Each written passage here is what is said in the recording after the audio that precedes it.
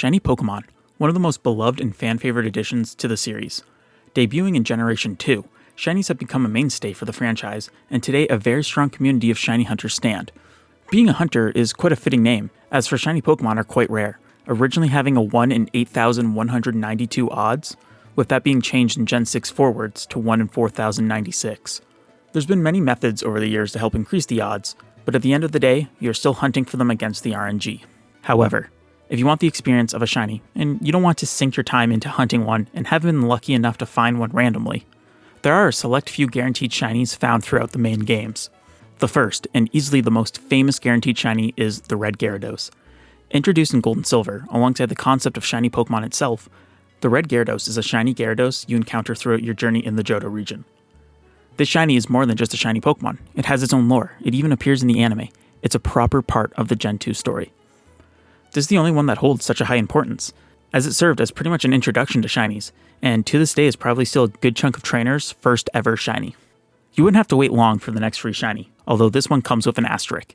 In Crystal version, you can receive the Odd Egg, which is able to hatch into any of the baby Pokemon at random, save for Togepi. The content of the egg is determined when you pick it up, so you can save right beforehand, and that's important for the next step, as it has a 14% chance of being shiny. That's right, hatch an egg a couple of times and you have a shiny baby Pokemon to go through your adventure with. In the Japanese version of Crystal, the shiny chance of the Odd Egg was a whopping 50%, which makes it quite ideal if you're looking for a certain shiny. We wouldn't see a static shiny Pokemon again until the remakes of the Gen 2 games, Heart Gold and Soul Silver. These games still feature the Red Gyarados, but the Odd Egg is unfortunately no longer around. Moving on, we reach Black 2 and White 2, and these games got a bit crazy. In the postgame, you were able to reach a battle facility, either the Black Tower or the White Tree Hollow depending on the version you are playing. After climbing to the 100th floor and beating Benga, the player can travel to Alder's house and find Benga staying there, who will give the player either a shiny Gible in Black 2 or a shiny Dratini in White 2. Both of these come at level 1 and are holding an XP share. If 2 guaranteed shiny Dragon types weren't enough to satiate you, if you see every single Pokemon in the Unova Pokedex and talk to Professor Juniper, she will give you the Permit. The Permit is a key item that lets you fly to the nature preserve from the airport in Mistralton City. Upon reaching the center of the preserve, you'll find standing before you a shiny Haxorus. Now that is a reward for Pokedex progress.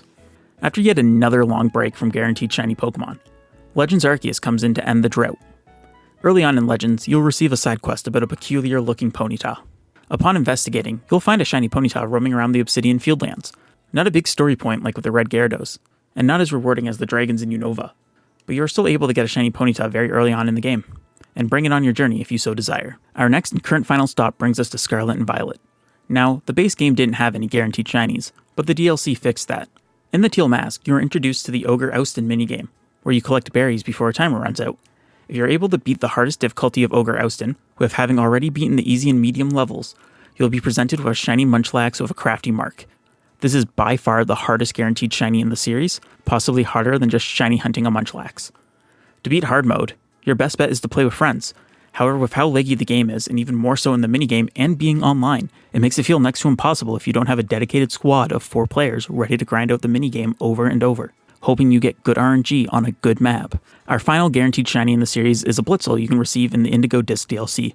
To get access to this Blitzle, you have to go through a couple steps first. First off, you have to invite coaches to the league room enough times to be able to trade with them. And then you have to trade with 10 different coaches. Once you've traded with the 10th coach, you'll be able to spend your BP to unlock a secret final battle, a fight against Blueberry Academy Director Cyrano. After defeating Cyrano, you'll offer to trade the player his Blitzle, which, as you may assume, happens to be shiny. You can give him any random Pokemon you desire, with the exception of special Pokemon like shinies and mythicals, I believe. And that should be every single guaranteed shiny Pokemon in the mainline games. 7 different Pokemon, and an egg with a high shiny chance on a good couple as well. I hope that they keep adding these in the future games, especially when you have to work for them. Some people may think that it lowers their worth, but it's nice for people who don't have the time and or patience to hunt for some. With all that said, I want to thank you all for watching. A like and a subscribe would be greatly appreciated, as it really does help out the channel. Would also love to hear from you in the comments down below, even if it's just your own experience with any of these shinies. This has been Big Blast 99, and I hope you all have yourselves a goddamn good one.